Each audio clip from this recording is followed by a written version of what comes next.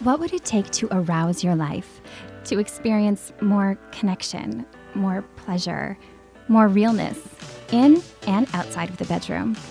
I'm August McLaughlin, and this is Girl Boner Radio.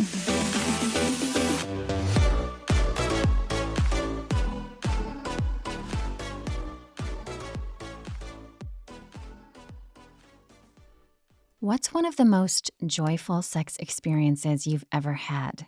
I figure we can all use some more joy and lightness these days, so I've been talking to folks about that. Some of the stories I've heard are laugh out loud, hilarious. Others are moving. The one you'll hear today falls into the latter category. It's also very, very spicy. Susan Bratton describes herself as an intimacy expert to millions. She told me she's been polyamorous for 2 decades. Actually, let me rephrase that because I've really been in consensual non-monogamy constructs for 2 decades. They've gone through a lot of permutations from kind of more swingy, experiences to sex party kinds of things, orgies, Burning Man, orgy dome, second base parties, tantra trainings, sex, love, and intimacy workshops. I've dabbled in every kind of thing. And I don't always have sex with people at these parties. I usually stay in my fluid bonded group. Fluid bonded meaning Susan and her partners have an agreement to engage in unprotected sex that involves exchanging bodily fluids. It involves a lot of trust and transparency about things like STIs. Susan and her husband have been together for 34 years, married for 32. So we've successfully navigated a lot of permutations of sexual exploration together. A foursome, however, wasn't really one of those things until recently. I've had a long history of having a husband and a boyfriend. That works for me because I've had hundreds, if not 1,000, threesomes with my 2 men, whichever 2 men it was at the time, my husband and another man. My husband loves that. I love that. The guys love it. It's really fun. And I tend to have fairly long term, like over 4 years in my latest and current boyfriend, 9 years, my last boyfriend. So I really like that construct. It's more unusual for me to have a foursome with another woman and 2 men. A threesome can take quite a bit of logistical planning. A foursome, even more.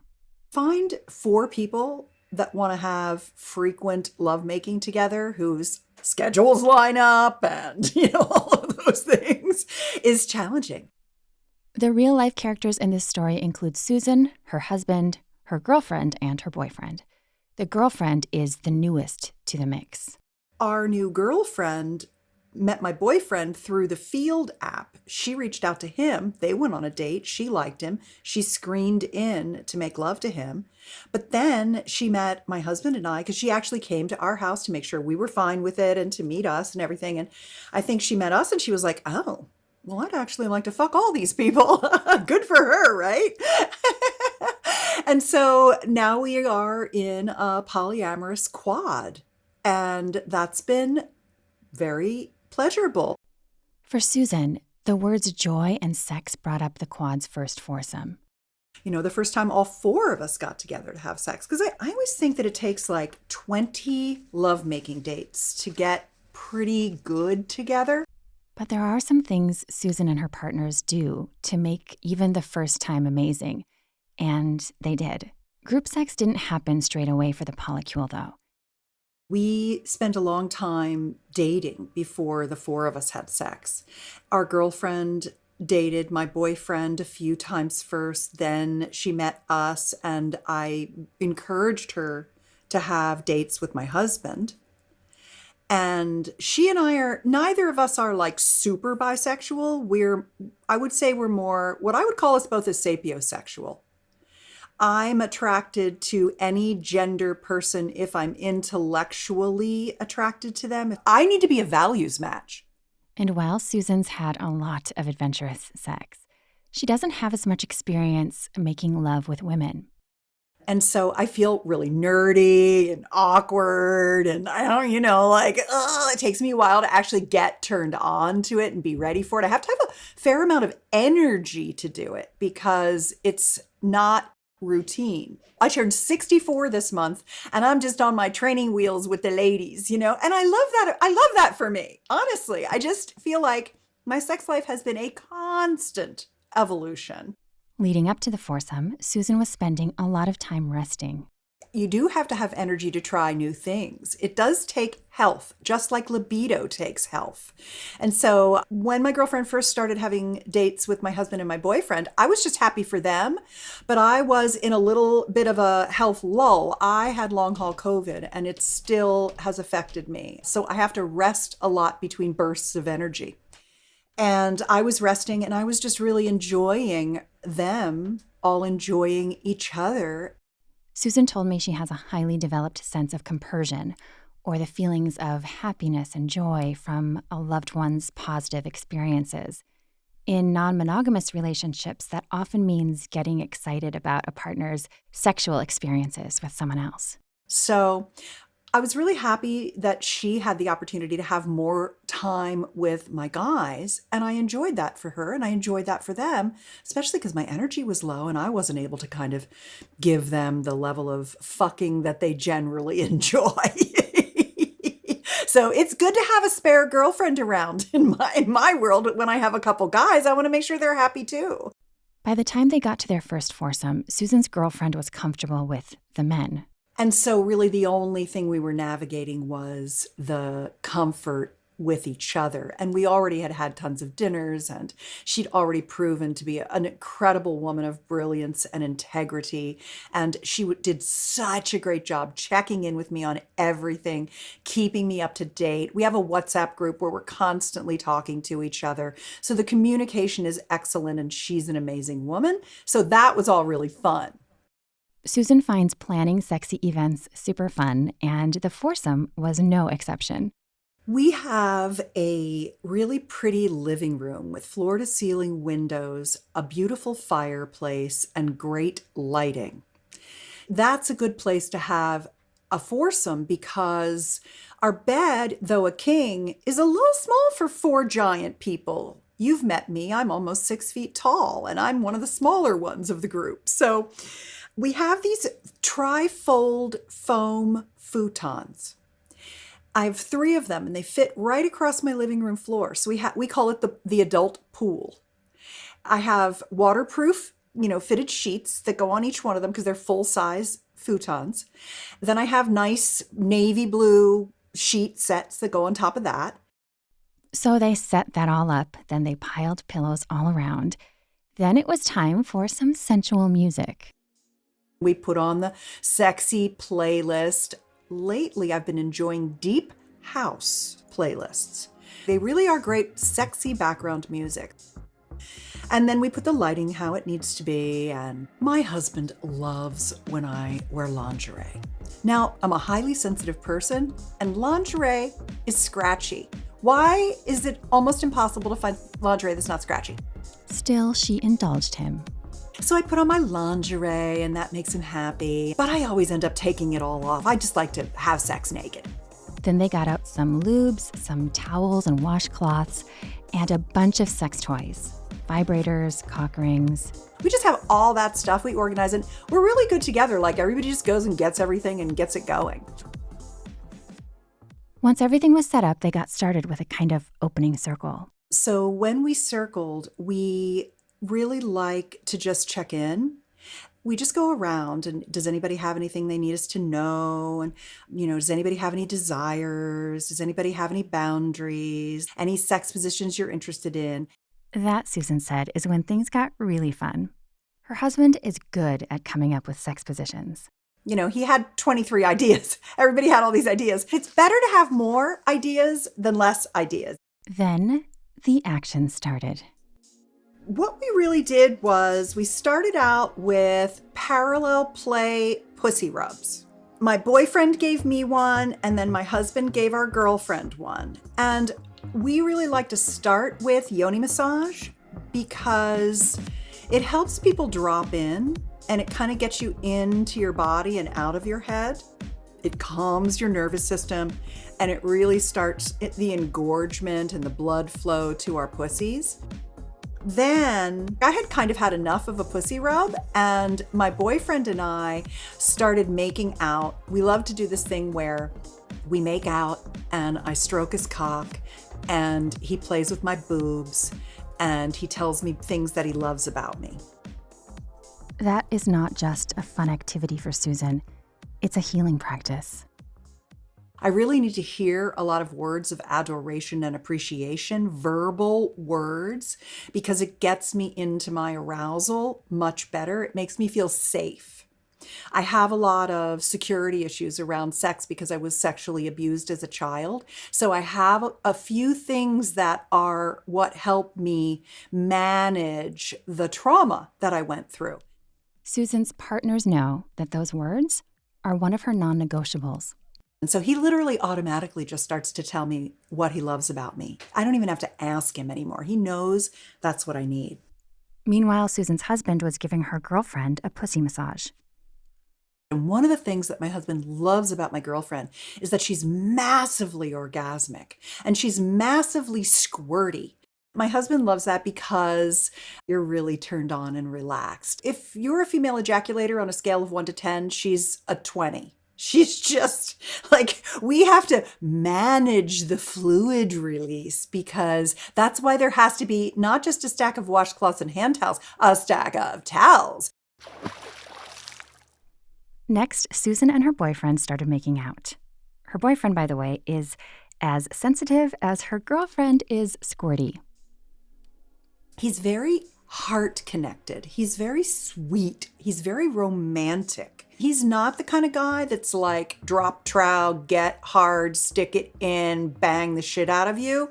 He's the one that needs the romance and the kisses and the sweetness and things like that. So I love that about him. From there, things just kept getting steamier.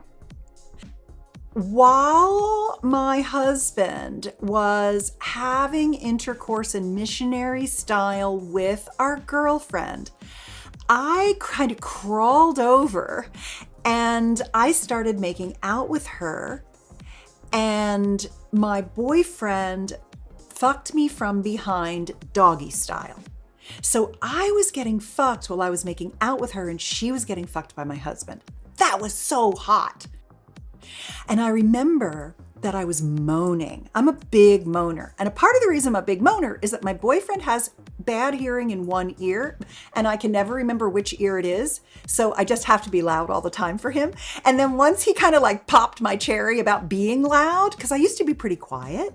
Once he popped my cherry about being loud and I started moaning and everything, that genie was out of the bottle. I mean, now I am a mad moaner.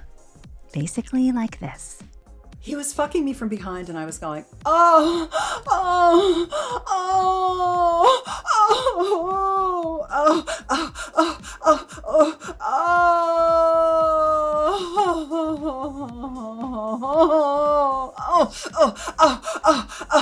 oh, oh, like that. The whole time I was kissing her. I was moaning in her mouth, but I was right by his ear. And I said, babe, am I too loud? He's like, God, no, I love this so much. And I was like, okay, you'll let me know if I'm going to hurt your ear. I mean, like, I don't want to bust your eardrum or anything. He's like, no, it's not too loud. I love it. That's one of the things that I have noticed has really made our sex life even better is just like the vocal expressions. So I'm making out with my girlfriend, but I'm moaning in her mouth while I'm making out with her because I'm getting fucked so well from behind by my boyfriend, who's an amazing little fucker. That was just really hot. We were all having such a great time. It was just, we were like in the groove. Everybody was having a good time. It was super hot. But then we took a break, and we take a lot of breaks. This is something that I would say that people who are still kind of getting good in bed, they think that they need to just like get excited, have sex, and then you're done. Well, we like to have sex for hours. We got snacks. We got water. We'll go get a glass of wine or a beer if we wanted, or smoke some weed or whatever. We're like there. This is what we're doing for hours. We just lie around, shoot the shit, have fun, make jokes and giggles, rub each other's necks and feet. And so we were resting. And then, of course, my husband, he's like, well, this is the one I really want to do. I want to do the Eiffel Tower. And we're like, okay, that sounds really good. So we did the Eiffel Tower. He was going to be man on bottom. So he's lying on his back. He's flat on his back. Our girlfriend was sitting on his face. So she was on her knees and he was eating her pussy. And I was fucking him. I was cowgirl style on him, fucking him. And she and I were facing each other. So we were making out. And so he was getting fucked and eating her pussy. And of course, she's squirting all over his face, right? Like he's just like, blah, blah, blah, blah, blah. I could hear him. I could hear the water coming out of her and just like, blah, blah, blah, blah, blah, blah. Like I said to him at one point, don't drown my husband. It was so cute. She's like, I won't. Oh, I'll try not to. I'm like, no, it's okay. He can own his own safety. I was really just making a joke. He's fine. It was just so funny. And then my boyfriend, he stood just beside us, facing us with his erection, and we gave him a dually blow. They like it when you fight over their cock a little, and I would take his cock and I would smack her face with it and I would tickle her lips with the tip of it and I would suck it and not let her have it. And I was just being, a brat. One of Susan's favorite things to be. And so I was being bratty with his dick and stuff. And so we were taking turns and I was deep throating it and then I was letting her suck it. And then we were kissing around it and all this kind of stuff. And it was so much fun. After a while, we had to take a break from that as well. I think that was kind of one of the last things, but here's one thing I do remember. When we were done and I had just been fucking my husband, then my husband and my girlfriend wanted to have intercourse again. And my husband said, oh, but hang on a second. I need to go take a shower because one of Susan's boundaries is that she doesn't like it when I go back and forth between vaginas without washing because she doesn't want too much vaginal microbiome cross bacteria. I was like, God damn, I love that man. He's so great. I haven't had a foursome in so long. I hadn't had another woman where we were both having intercourse at the same time with my husband in a really long time. I'd forgotten my own boundary and he remembered it. And I was just so appreciative of that. I really think to myself, remember when I said safety is really important to me? Look how safe that guy keeps me.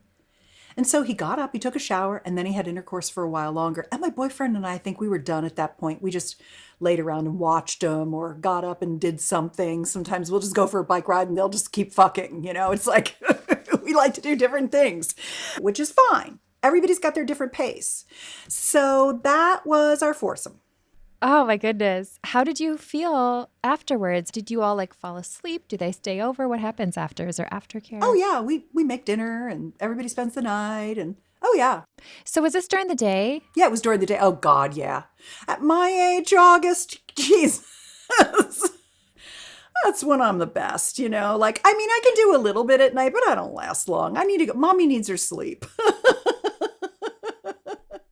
A few things really stood out to Susan about this experience. I feel so lucky to be able to have these experiences in a safe way. We're all STI checked and fluid bonded, and so it's completely safe, which is really nice. I love the confidence that I have in my own ability to navigate those situations after decades of practice. So there's no agitation or nervousness or insecurity, which feels lovely. I love how comfortable and confident and pleasurable we all are together, proud of us. I love the opportunity that I have a life where I can come on your show as myself and share this. And I'm really honored and proud to be the person that I am.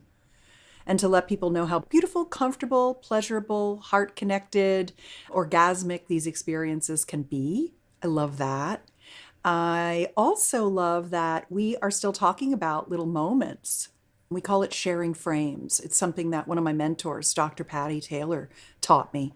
And it's one of the types of dirty talk that I think is really profound. And it's sharing a moment of kind of physical or corporeal, an experience that's not like processing emotion, but it's like body based, where you say to someone, one of the highlights of that experience was this for me or that for me.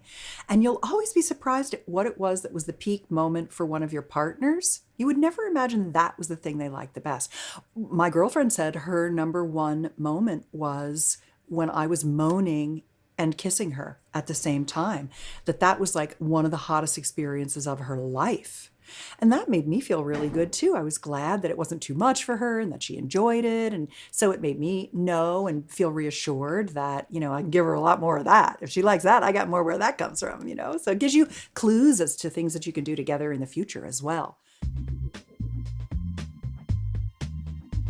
If you heard Susan's story and you'd like to try something like it or act on another sexual fantasy, but doing so feels a little intimidating, she wanted you to hear this.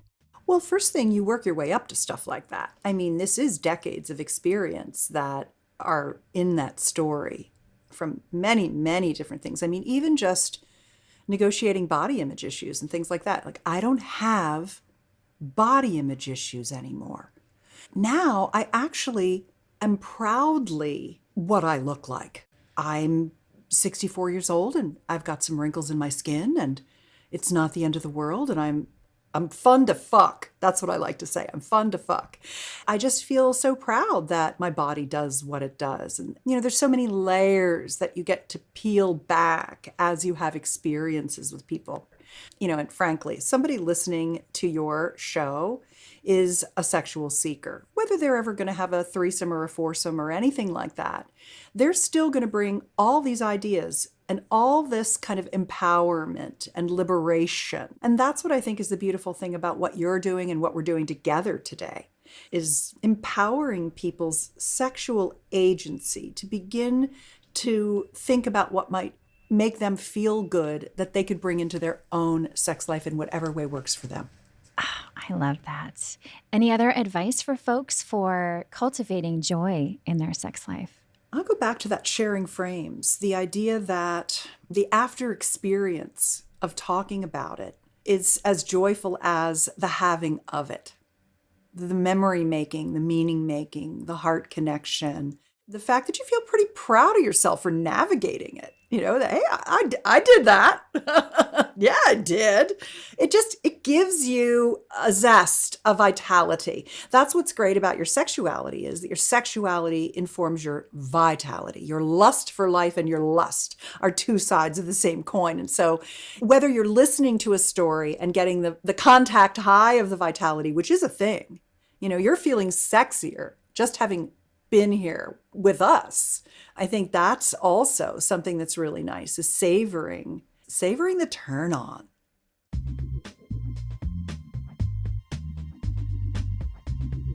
Susan is offering you all a free ebook. It's called Dirty Talk, the 5 ways to talk dirty without feeling weird. It includes fantasy sharing the favorite frames, how to do that, like the little kind of like guidance around that, the auditory pleasures. It's at dirtytalkbook.com. Sex is sensual. And I think so many of us are so quiet because we're not sure what to say. And when we say dirty talk, we think, oh, it's got to be like, oh, you dirty little slut. And it's not that at all. There's so, like my boyfriend telling me the things he loves about me. That's my auditory foreplay, So I'd say Dirty Talk book would be a really good thing that I think your listeners would love to have if they enjoyed this segment and some of the things that I said. Learn much more about Susan Bratton at susanbratton.com. If you're enjoying Girl Boner Radio, or you want to support my work or hear about my latest news, please subscribe to my email list at augustmclaughlin.com or the link down in the show notes. You can also support the show with a rating or review or by sharing links with your friends. Thank you so much for listening.